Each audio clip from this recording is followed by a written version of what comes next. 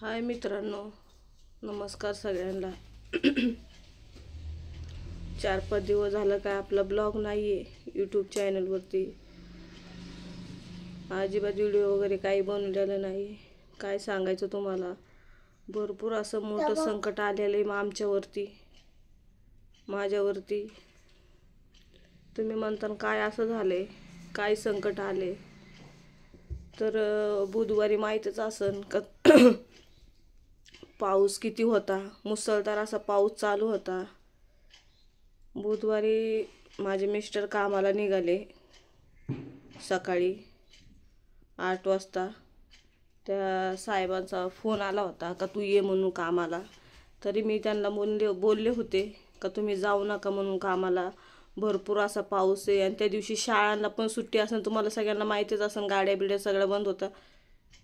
पण काय माझ्या नवऱ्याला बुद्धी आली, थांबले नाही त्या दिवशी. ते घरी 8 वाजता गेले. मला म्हणले माझ्या मुलाला पण बरं नव्हतं, सर्दी ताप खोकला, त्याचा पण ताप नव्हतं, ताप उतरत नव्हता. 110 120 असा ताप होता त्याचा पण.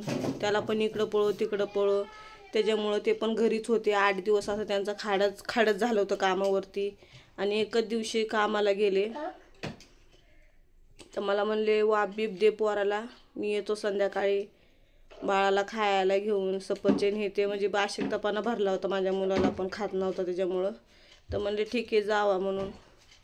तर गेल्याच्या नंतर आहे ना, असं काय घडलं, अशी काही वेळ आली माझ्या नवऱ्यावर, तर तुम्हाला सांगताच हे नाही आहे. कारण की मला अशी धडकी भरायला लागली, मला सांगायला सुद्धा हे होत नाही का परपंच माझ्या नवऱ्याच्या जीवावर.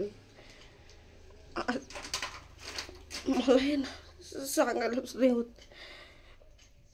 माझे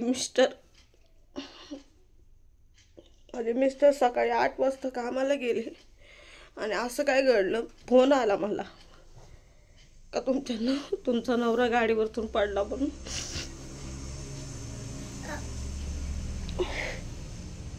माझ्या नवऱ्याचं आज आहे ऑपरेशन. माझा नवरा गाडीवरतून पडला.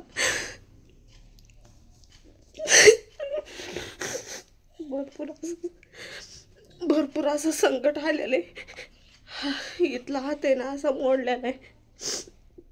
इथलं आज ऑपरेशन आहे माझ्या नवऱ्याचं. सुखरूप माझ्या नवऱ्याने घरी यावं लेकरा बाळामध्ये. कारण की त्यांच्या जीवावर सगळा परपंच आहे. आज कुठं तर माझे 2 दिवस झालं माझ्या मुलाला बरं वाटतंय, तर माझ्या नवऱ्याला असं झालं. मी काल गेले होते दवाखान्यात. काल पण भरपूर पाऊस होता, कारण की माझ्या मुलामुळे पण मला काय जाता येत नाही, तिथं थांबता येत नाही, कारण की याला पण बरं नाही आहे. आणि माझ्या सासूकडे पण राहत नाही, मग रडतो ताप वापस. मम्मी नाही पप्पा नाही जवळ. सारखं 2-3 दिवस झालं कधीतरी पप्पा त्याचा सोडून कधी राहिला नाही ना, हा पण कधी पप्पाला सोडून राहिला. सारखा झोपेमध्ये भाव चढवतो, पप्पा पप्पा करू, पप्पा कुठे करतो.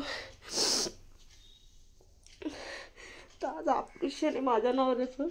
आता कधी सोडतील काय सांगता येत नाही. भरपूर अशी अवस्था बेकार झाली.